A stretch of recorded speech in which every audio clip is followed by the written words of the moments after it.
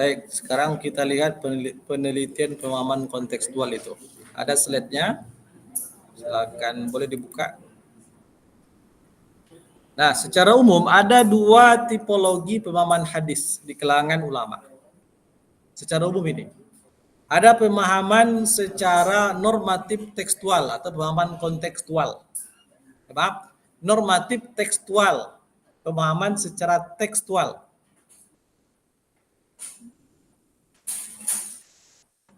Nah, kelompok yang ada orang yang agak berpegang hanya kepada teks saja.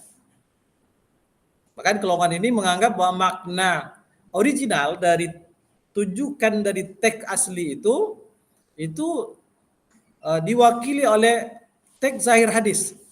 Apa kata teksnya itu saja yang dipahami. Ini kelompok tekstual. Tapi kelompok tekstual ini itu biasanya pemahamannya sempit. Bisa sedikit-sedikit bid'ah. Ini tak ada dari Nabi, tak dilakukan Nabi. Ini bid'ah, ini tak boleh, ini dolalah. Itu kalau pemahaman hanya berpegang kepada tekstual.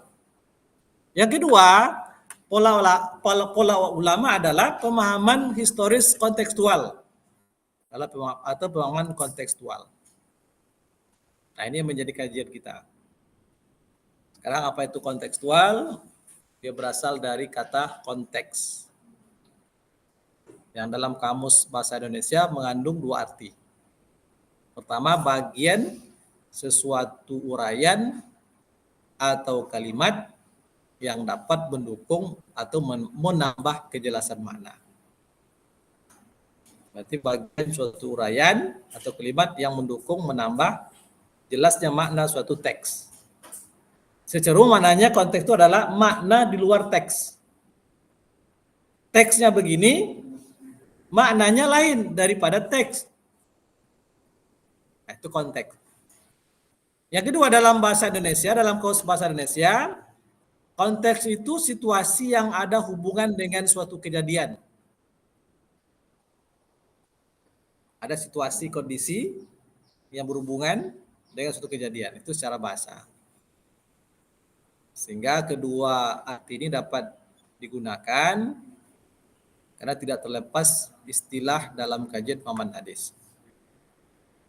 Kalau menurut Qamarudin Hidayat, seorang penafsir memposisikan sebuah teks ke dalam sebuah jaringan wacana. Ini agak tinggi bahasanya.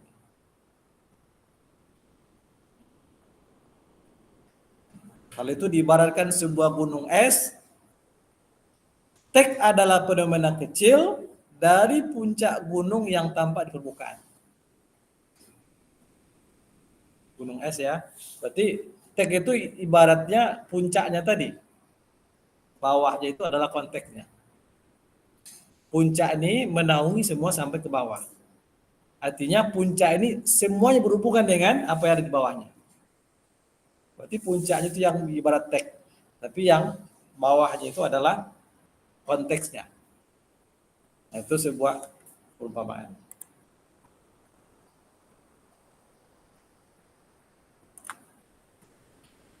Pemahaman kontekstual terhadap hadis Nabi itu artinya adalah memahami hadis Nabi berdasarkan peristiwa-peristiwa penting dan mengetahui situasi ketika hadis muncul. Jadi peristiwa pentingnya seperti apa, situasi saat hadis muncul, dan kepada siapa hadis itu ditujukan. Itu secara sederhana makna dari pemahaman hadis secara kontekstual. Artinya hadis Nabi dipahami melalui redaksi lahiriahnya dan aspek-aspek kontekstualnya.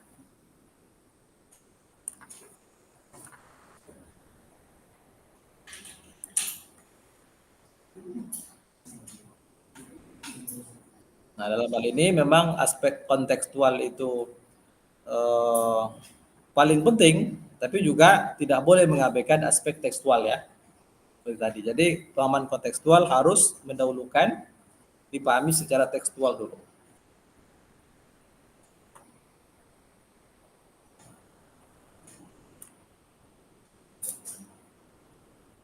Nah, secara umum konteks itu seperti yang saya sampaikan tadi, ada 3, ada sebab urut, ada kondisi sahabat saat hadis itu muncul, dan zaman sekarang. Itu ini maksud dengan konteks.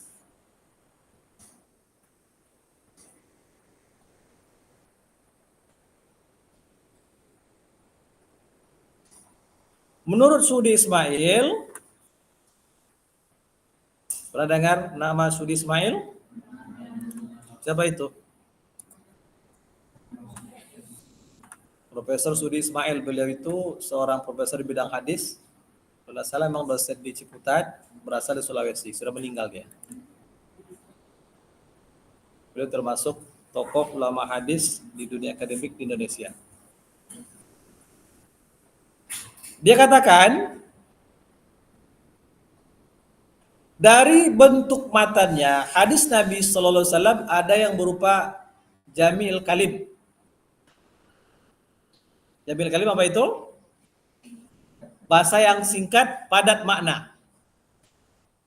Memang ciri dari bahasa Nabi itu singkat, padat makna. Maknanya dalam, luas, bahasanya singkat. Itulah ciri bahasa Nabi. Ini akan nampak kalau kita membandingkan cara berdoa Nabi dengan cara berdoanya kita. Apa bedanya kira-kira?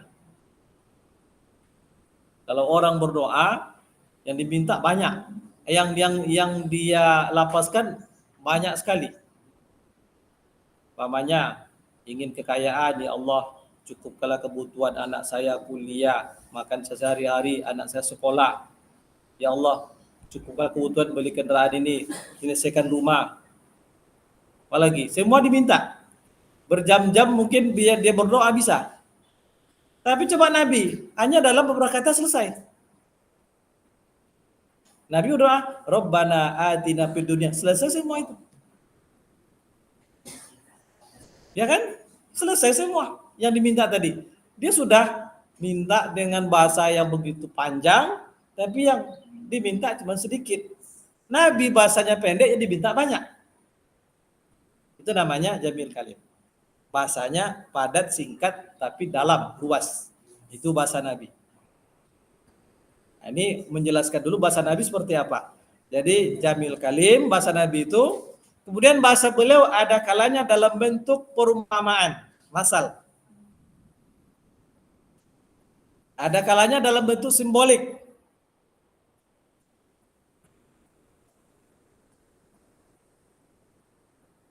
Ada kalanya dalam bentuk bahasa dialog atau percakapan. Itu bahasa Nabi. Ada juga dalam bentuk analogi, kiasan. Itu bahasa Nabi. Nah, sehingga bentuk-bentuk matan hadis yang berbeda tadi tentu memerlukan pemahaman yang berbeda pula. Karena bahasa beliau itu jamil kalim, tentu pemahamannya juga akan berbeda oleh orang yang memahami. Seperti tadi umpamanya kalau orang minta, kalau kebutuhan dia agar dipenuhi semua kebutuhan hidupnya, rumahnya bagus, mobilnya mewah, anak-anaknya kuliah semua, itu kan bagian daripada Rabbana atina fid dunya. Itu bagi dia, bagi orang lain mungkin lain lagi. Ya Allah, berilah saya kebun sawit sekian hektar. Yang lain mintanya kebun karet. Tapi semuanya ada dalam makna Rabbana atina fid dunya. Itu namanya jamil kalim. Kalau begitu, memahami makna Rabbana atina itu bisa jadi sesuai dengan konteks masing-masing. Karena di situ kebahagiaan dia. Itu contoh contoh ringkasnya seperti itu. Sehingga berbedalah para ulama dalam memahami makna ucapan Nabi tadi yang sifatnya bermacam-macam. Ada jamil kalim, ada berupa tamsil, ada bahasa simbolik, ungkapan, analogi dan lain sebagainya.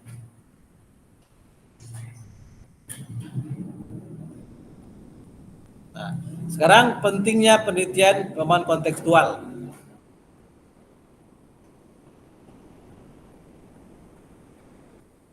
Metodologinya pentingnya apa? Pertama, memang terjadi perubahan makna teks yang disebabkan oleh beberapa hal.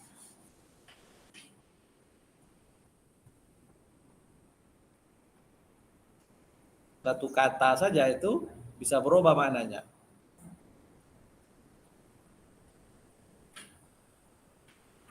Kita saja kata-kata bisa, itu berapa artinya?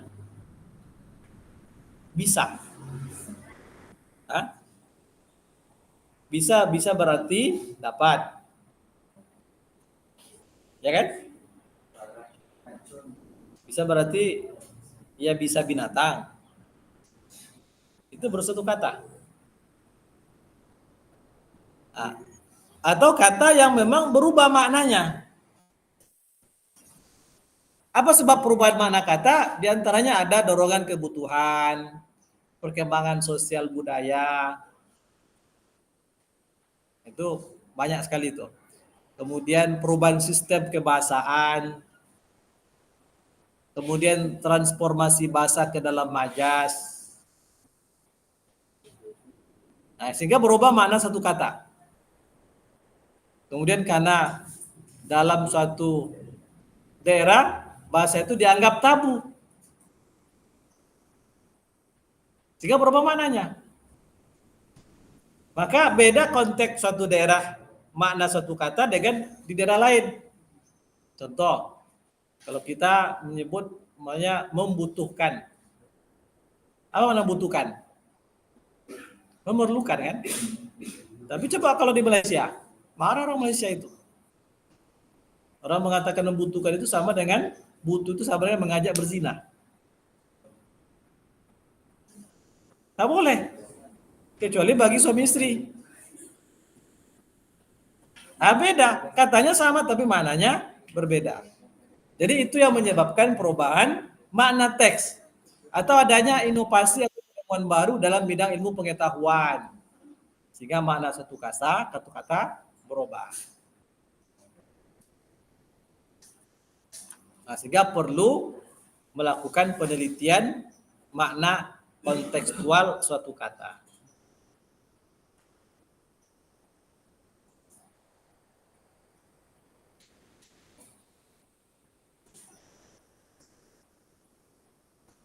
Contoh, dulu kata-kata mar'ah, apa arti mar'ah?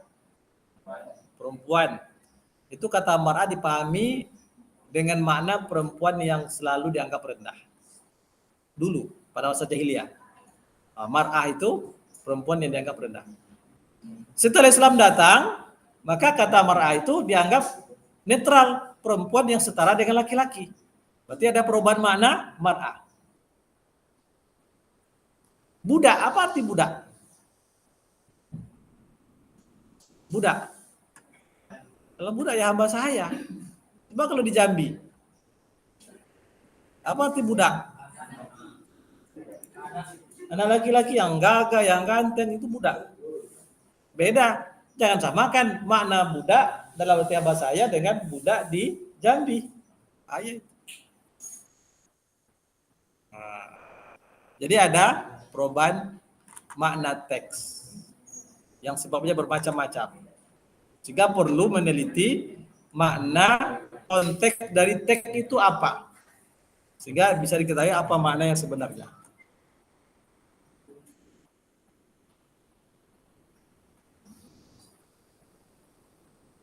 Menurut Muhammad Sa'ad Ibrahim, pemahaman kontekstual merupakan sebuah keniscayaan dengan berbagai pertimbangan. Artinya, mesti dalam memahami hadis memperhatikan makna kontekstualnya. Itu banyak sekali alasannya. Di antaranya masyarakat yang dihadapi Nabi tidak berada dalam lingkungan yang kosong dari peranata kultural, peranata sosial yang tidak didapikan semuanya oleh kehadiran nas-nas yang menyebabkan sebagiannya bersifat tipikal.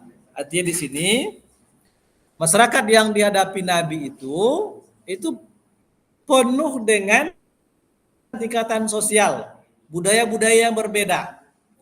Nah, budaya jahiliyah itu, budaya dalam pernikahan jahiliyah itu semuanya itu sangat keji. Menikahi ibu kandung ada dalam jahiliyah. Nah, karena perempuan itu pada masa jahiliyah adalah warisan. Kalau ayah meninggal, ibunya jadi harta warisan, diwariskan kepada anaknya. Itu jahiliyah. Nah, banyak sekali. Jadi itulah masyarakat yang dihadapi oleh Nabi, sehingga kehadiran nas-nas itu pun itu akan menyebabkan berubah pula maknanya secara konteks. Itu satu. Dalam keputusan Nabi sendiri telah memberikan gambaran hukum yang berbeda disebabkan adanya perubahan situasi dan kondisi. Sehingga pemahamannya juga harus dipahami secara konteks. Nanti kalau ada beberapa hadis dalam suatu masalah yang sepertinya berbeda atau bertentangan, maka akan beralih kepada makna kontekstual. Disitulah mesti memahami hadis secara kontekstual. Hadis ini mengatakan begini, hadis ini mengatakan begini. Mana konteksnya? Contoh masalah ziarah kubur. Dulu Nabi melarang ziarah kubur. Apa konteksnya? Karena rata-rata orang yang berziarah kubur itu akan mendatangkan kesyirikan bagi mereka. Menyembah kubur. Berarti dilarang mendatangkan syirik. Tapi setelah iman sudah kuat, tauhid sudah mantap, tidak lagi ada keraguan akan mendatangkan kesyirikan saat berziarah kubur, Nabi perintahkan. Berarti konteksnya berbeda. Nah, jadi perlu mana konteks seperti itu. Yang keempat, peran sahabat sebagai pewaris Nabi yang merupakan generasi paling dekat sekaligus menyaksikan dan mendampingi Nabi dengan risalah yang diembannya telah mencontohkan kontekstualisasi nas. Artinya apa? Sahabat-sahabat Nabi pun itu mereka sudah memahami nas Nabi itu secara konteks. Nabi pun membenarkan pemahaman secara kontekstual itu. Jadi memahami hadis secara kontekstual sudah menjadi sunnah Nabi, sunnah sahabat yang dipraktekkan oleh Nabi dibenarkan oleh sahabat.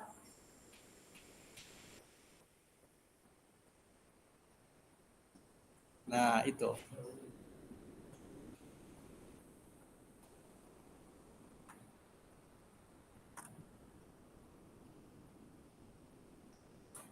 Contoh begini, hadis yang memerintahkan para sahabat jangan sholat asar kecuali setelah sampai di perkampungan Bani Quraisyah. Ini kan untuk perang. Berangkatlah sahabat menuju perkampungan Bani Quraisyah. Pesan Nabi, jangan sholat asar kecuali di perkampungan Bani Quraisyah. Maka berangkatlah sahabat ke perkampungan Bani Quraisyah. Tapi belum sampai ke perkampungan Bani Quraisyah, akhirnya waktu asar mau habis. Sebagian sahabat memahami perintah sholat asar di perkampungan Bani Quraisyah itu bukan perintah secara teks, tapi ada makna yang diinginkan Nabi. Apa itu? Berangkat kalian cepat-cepat. Bersegeralah berangkat ke perkampungan Bani Quraisyah. Sehingga kalau bisa sebelum sholat asar, sebelum waktu asar habis sudah sampai di sana, bisa sholat asar di sana. Tapi tujuan Nabi adalah untuk sahabat bagaimana segera berangkat di perkampungan Bani Quraisyah. Bukan sholat asar di sana, bukan itu tujuannya. Tapi cepat-cepat berangkat. Berarti ini memahami secara konteks. Teksnya apa? Sholat asar di perkampungan Bani Quraisyah. Itu teksnya. Tapi konteksnya dipahami bukan sholat asar di sana, tapi cepat-cepatnya itu. Bersegeranya itu. Maka sebagian sahabat sholat asar di tengah jalan walaupun belum sampai di perkampungan Bani Quraisyah karena khawatir waktu asar akan habis. Bagi mereka perintah Nabi itu bukan untuk sholat asar di sana, tapi bersegera datang ke perkampungan Bani Quraisyah. Maka sholat asar mereka di tengah jalan memahami perkataan Nabi secara konteks, makna di balik teks. Tapi sebagian sahabat memahami secara tekstual. Mereka sholat asar di perkampungan Bani Quraisyah walaupun sudah tengah malam. Sudah habis waktu asar. Nah, yang sholat asar di perkampungan Bani Quraisyah pada waktu malam itu berarti memahami perintah Nabi secara tekstual. Yang sholat tengah jalan secara kontekstual. Ketika mereka kembali kepada Nabi, Nabi membenarkan dua-duanya. Berarti pemahaman secara kontekstual boleh, secara tekstual juga boleh. Cuman ada syarat-syarat tadi. Nah, tugas kita lah dalam meneliti, kalau menemukan sebuah hadis, begini makna teksnya yang ditemukan, dijelaskan oleh para ulama. Ada konteks baru. Apakah terpenuhi syarat-syarat untuk kita pahami hadis itu dengan makna kontekstual sesuai dengan konteks sekarang? Kalau terpenuhi, boleh kita melakukan itu. Nah, tapi mesti syarat dan ketentuan berlaku.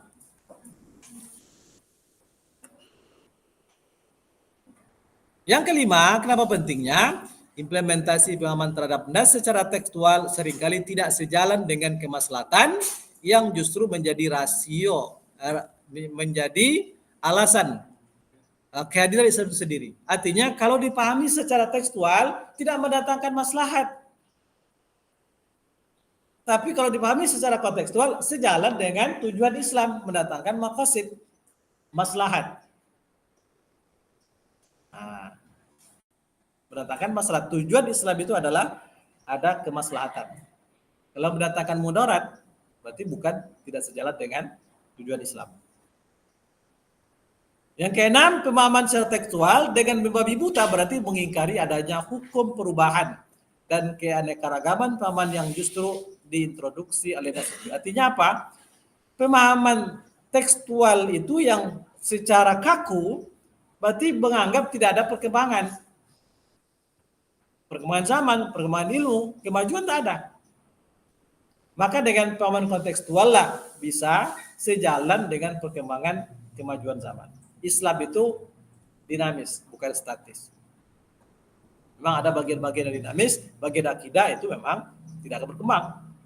Keyakinan Allah Ahad itu tak akan ada perubahan. Tapi dalam persoalan lain itu ada yang memang berkembang. Maka itu perlu pemahaman kontekstual. Kemudian yang ketujuh, pemahaman secara kontekstual merupakan jalan menemukan moral ideal nas yang berguna untuk mengatasi keterbatasan teks berhadapan dengan kontinuitas perubahan ketika dilakukan perubahan perumusan legal spesifik yang terbaru. Artinya untuk menemukan moral ideal nas, artinya inginnya nas ini apa? Ingin tujuan nas itu apa? Untuk mewujudkan kemaslahatan. Kalau secara teks terbatas, maka secara konteks itu akan nampak apa tujuan dari pensyariatan suatu syariat itu.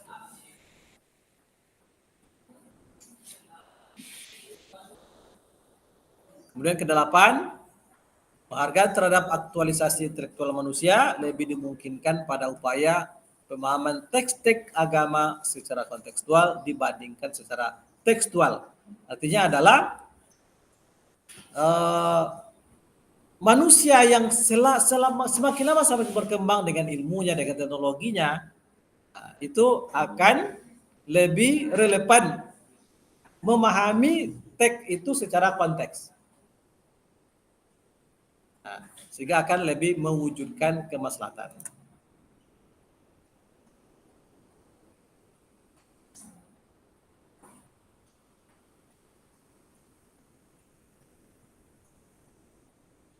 Kemudian yang penting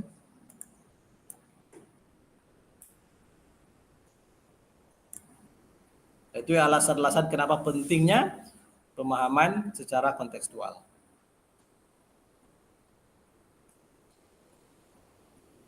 Kemudian menurut Suryadi, ruang lingkup yang penting diketahui dalam kaitannya dengan kontekstualisasi, artinya dalam upaya mencari makna konteks suatu nas. Apa yang penting? Yang pertama, berhubungan dengan bentuk atau sarana yang tertera secara tekstual. Dalam hal ini, seseorang tidak dituntut untuk mengikutinya sesuai dengan yang tertulis. Jika ingin mengikuti sunnah Nabi, tidak harus dengan berbicara bahasa Arab, memberi nama orang Arab, berpakaian ala Timur Tengah, tidak bisa begitu. Karena hal itu merupakan produk budaya yang tentu setiap wilayah berbeda. Tadi seperti zakat. Teksnya kan apa yang dikeluarkan dari zakat? Gandum, kurma. Karena budaya makan mereka itu. Makanan pokoknya gandum, kurma. Coba kalau dipaksakan zakat mesti secara tekstual, maka orang harus berzakat di Pekanbaru dengan kurma, gandum. Mau dicari kemana? Walaupun kurma ada yang jual, itu tidak seberapa. Sebab semua orang wajib berzakat, zakat fitrah. Maka beralihlah kepada beras. Beras itu juga makna kontekstual. Konteks di sana adalah kurma dan gandum, konteks kita beras.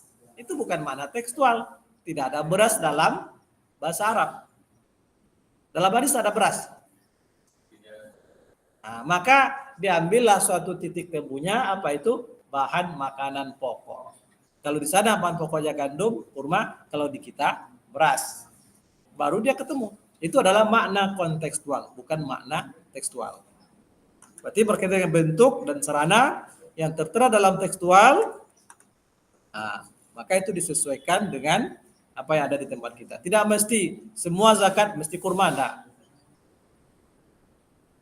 Bahkan berkembang ijtihad para ulama boleh dengan mempergunakan qimah atau nilai bahan makanan pokok itu seperti uang.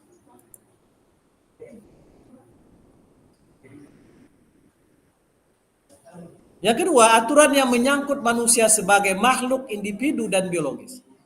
Jika dalam hadis Nabi disebutkan bahwa Nabi hanya makan menggunakan 3 jari, karena konteks yang dimakan Nabi adalah kurma dan roti.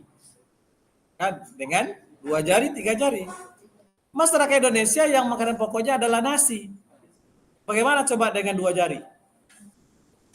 Makan nasi dengan 2 jari, 3 jari. Kapan selesainya?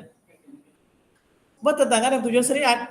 Apa itu? Syariat tujuannya memudahkan. Sekarang kalau dengan 3 jari, menyulitkan. Berarti konteksnya berbeda. Maka pahamilah secara kontekstual. Nah, tidak akan efektif. Jadi tujuan Nabi mensunahkan, beliau mencontohkan makan dengan 3 jari, itu adalah bagaimana agar makan makanan yang halal dan baik. Mudah, tidak berlebihan dengan Allah yang mulia, itu tujuannya. Maka bagaimana kita mencapai tujuan Nabi itu saat kita makanan pokoknya adalah beras. Itu berbeda. Tidak lagi dengan 3 jari. 3 jari itu konteksnya makanannya adalah kurma. Tapi kalau nasi, tidak bisa. Jadi kalau nanti antum makan di rumah makan, ada yang makan nasi dengan 3 jari, itu orang tekstual itu.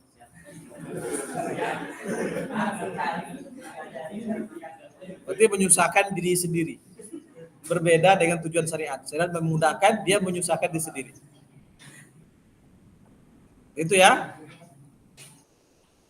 Yang ketiga, aturan yang menyangkut manusia sebagai makhluk sosial. Nah, jadi manusia ini makhluk sosial. Cara manusia berhubungan dengan sesama manusia, alam sekitar, makhluk hidup adalah wilayah kontekstual. Cara kita berhubungan dengan sesama kita beda dengan cara sahabat berhubungan sama mereka dulu. Itu adalah masuk dalam wilayah budaya. Konteks kita beda dengan konteks mereka. Mereka pakaiannya itu pakai jubah. Nah, itu pakaian mereka. Begitu cara menghormati orang lain, menghargai orang lain. Sampai ke pasar, mereka pakai jubah. Sampai beternak pakai jubah. Kan begitu. Tapi bukan berarti mereka yang pakai jubah di sana semuanya syekh, ustaz-ustaz, tidak. Di tempat kita lah dianggap sebagai ustaz. Kalau sudah pakai jubah ini sudah tinggi kaliber kayak. Nah, jadi pahami. tak sama dengan berjubahnya orang di kita. Kalau di kita, kalau sudah pakai jubah, itu Syekh Kabir itu. Kalau di sana, maka jangan pahami di sana dengan di sini.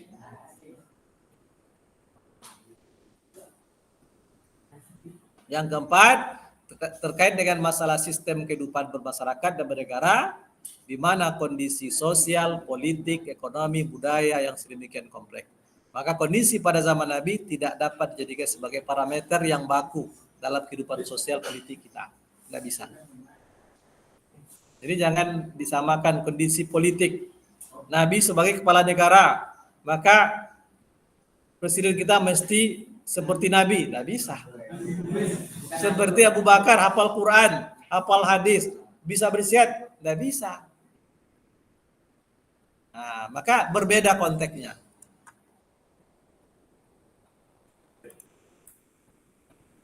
Kemudian, nah, ada lagi batas tekstual dan kontekstual.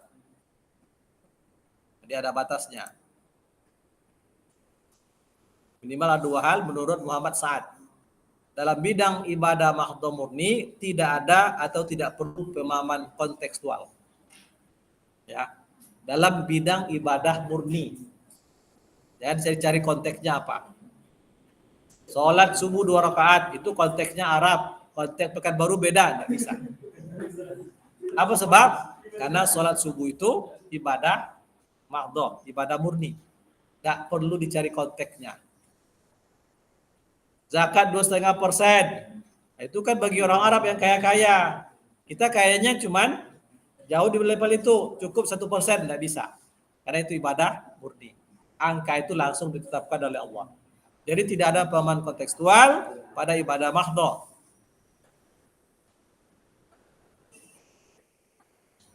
Jadi kalau ada perubahan, penambahan, pengurangan, penyesuaian lain, itu adalah jatuh kepada bid'ah.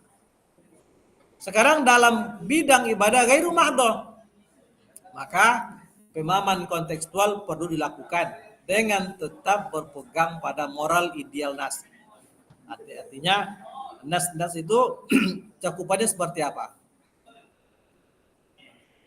Untuk selanjutnya dirumuskan legal spesifik barunya yang menggantikan legal spesifik lama. Artinya makna barunya apa? Makna nasnya begini, makna barunya apa? Itu kalau dalam ibadah ghairu mahdhah. Nah, maka banyak istihad tentang ibadah ghairu mahdhah itu. Bahkan juga pemahaman terhadap seperti mustahik zakat. Betapa banyak istihad para ulama, istihad Yusuf Al-Qardawi. Dalam asdab yang 8 itu disebutkan fisabilillah. Dalam nas-nas fisabilillah itu dipahami orang yang berperang secara fisik di medan perang.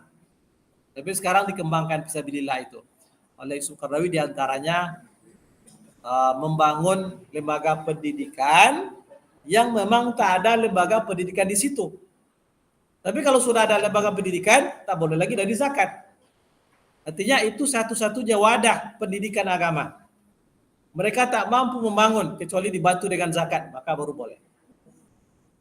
Nah, itu pengembangan.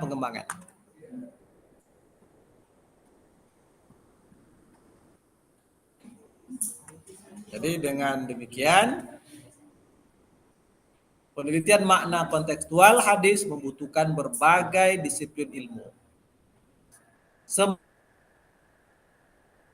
Konteks yang bisa kita jadikan alat untuk memahami hadis Nabi. Maka sekarang pemahaman hadis itu penelitiannya apa? Hadis Nabi berdasarkan ilmu psikologi. Pemahaman hadis Nabi berdasarkan ilmu medis. Semuanya itu konteks. Itu pengembangan dalam memahami makna hadis Nabi.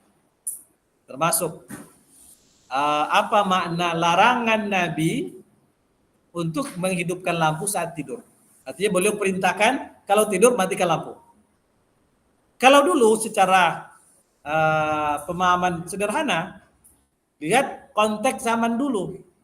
Rumah para sahabat itu sudah terbakar. lampunya pun lampu api pelita. Kalau mereka tidur, lampu hidup, dikhawatirkan mudah terbakar. Sekarang konteksnya berbeda. Lampunya tinggal tekan tombol. Mau hidup, tekan tombol hidup. Mau mati, tekan tombol mati. Nyala. Tidak ada kekhawatiran seperti kekhawatiran terjadi kebakaran pada masa dulu. Nah, maka bisa jadi ada orang yang berpendapat kalau begitu larangan perintah mematikan lampu hanya untuk kondisi rumah begini-begini saja. Rumah yang mudah terbakar. Kalau yang tidak berarti tidak masuk. Itu bisa pemahaman sederhana berdasarkan konteks. Dan ada yang memahami begitu. Sekarang berkembang ilmu pengetahuan. Ada dunia medis, maka memahami hadis itu berdasarkan ilmu medis. Apa yang mereka temukan? Ternyata orang yang tidur dalam keadaan mematikan lampu itu akan lebih menyehatkan untuk otaknya. Sel-sel otaknya akan lebih sehat. Berarti mana lebih baik? Tetap mematikan lampu. Walaupun dalam kondisi seperti lampu kita. Tidak ada kekhawatiran kebakaran. Kembali kepada mana asli daripada hadis Nabi. Maka ilmu pengetahuan menjadi konteks untuk memahami makna hadis Nabi. Nah itu kira-kira. Jadi perlu semua ilmu, ya, baik ilmu yang terkait dengan hadis, dengan tafsir, ilmu sains, psikologi, sosiologi, ekonomi, biologi dan lain-lain. Itulah dasar atau konteks untuk memahami hadis Nabi. Jadi dalam penelitian antum bisa nanti memahami mana hadis berdasarkan pendekatan ilmu psikologi, pendekatan ilmu ekonomi dan lain sebagainya. Nah, itu ya. Jadi nanti sebagai pengganti ujian tertulis UAS, UAS itu antum membuat satu proposal satu orang. Boleh cari ide dari ChatGPT boleh. Tanya ChatGPT itu. Infokan pada saya ini mahasiswa ilmu hadis semester 4. Saya diberi tugas buat proposal skripsi. Apa kira-kira tema yang pantas, yang cocok saya buat? Nah, nanti diinformasikan. Ini temanya. Lalu antum kembangkan. Apa data-datanya? Cari data-datanya. Mana sumber datanya? Subjek datanya. Apa analisanya? Metodologinya? Tanya dia. Sehingga dalam satu malam selesai satu proposal itu. Yang Ustaz tengok nanti metodologinya apa, rumusan masalahnya apa, datanya yang dibutuhkan apa, kemudian asumsi novelty-nya apa, hasilnya apa, kebaruannya ada. Nah, itu tugas saya nanti. Untuk UTS tetap kita adakan ujian tertulis minggu depan lah. Ini pertemuan 9, tapi materi ujiannya sampai materi yang lalu. Ada pertanyaan lagi? Cukup? Baik, kita cukupkan sampai di sini. Kita tutup dengan hamdalah. Alhamdulillahirabbil alamin. Nasrullahi wa fathul qarib wa basyiril mu'minin. Wassalamualaikum warahmatullahi wabarakatuh.